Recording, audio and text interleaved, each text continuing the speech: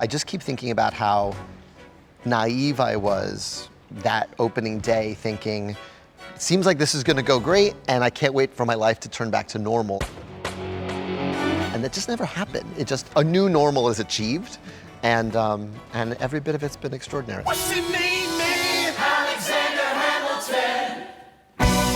The word groundbreaking gets thrown around a lot, but Hamilton is truly groundbreaking. I mean, what you have done, Lin, and I think back to someone like Jonathan Larson, who you also looked up to, the late, great Jonathan Larson.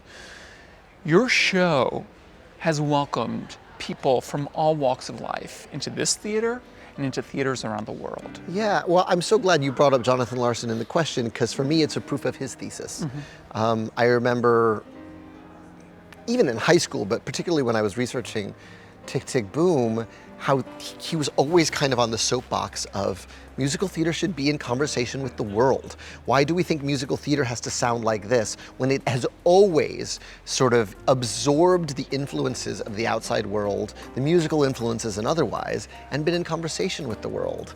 People used to go to the theater to hear their favorite songs. And with Rent, that was a big part of bringing that back, of having, it was the first truly contemporary musical I ever saw. And so every time I'm writing a score, I'm just trying to have that score be in conversation with what people listen to now and the music I love. So for me, the success of this and everything I write is just, I'm just sort of carrying that banner that he really created. History has its eyes on. How has Hamilton changed you?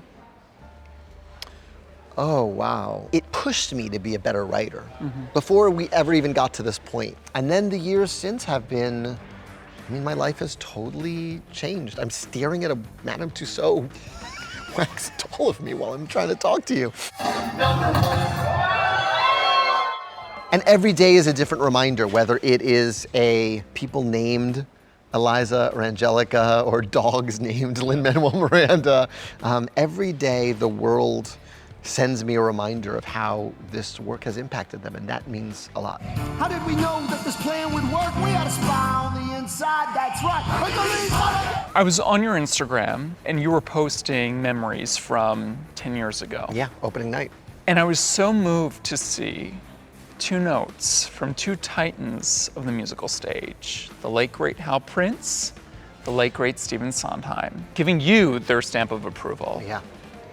What did that do for a young Lin?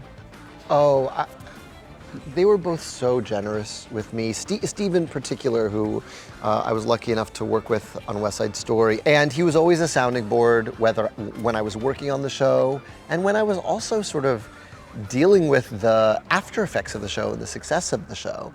And he was always someone I could kind of turn to commiserate with.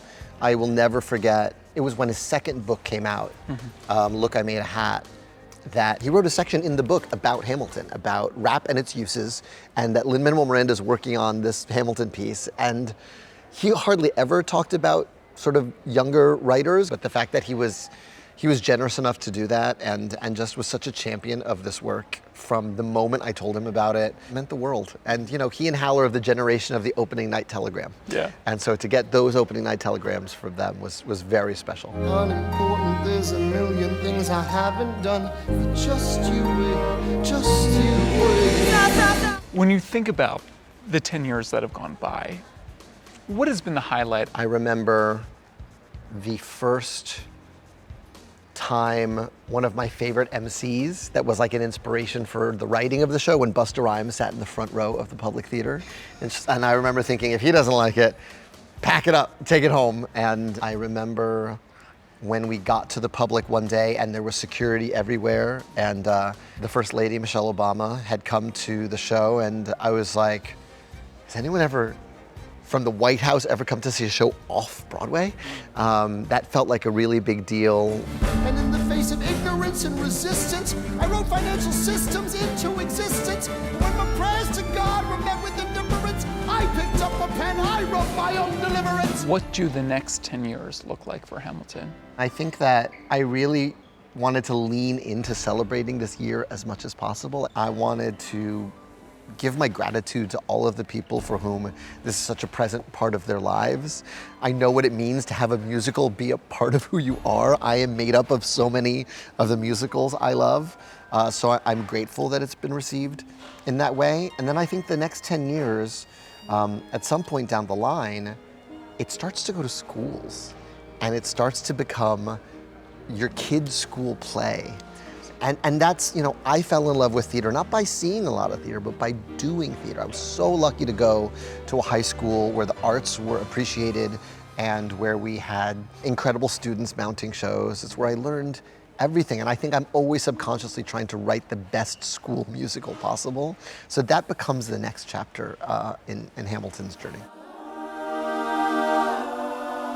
Will they tell your story?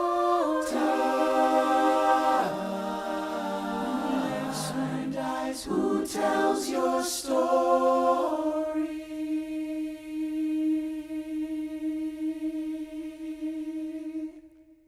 Thanks for watching our YouTube channel. For more premiere theater coverage and exclusive interviews, click the subscribe button. You can also download the Spectrum News app or watch us on TV for the latest information, balanced coverage, weather updates every 10 minutes, and more. We'll see you there.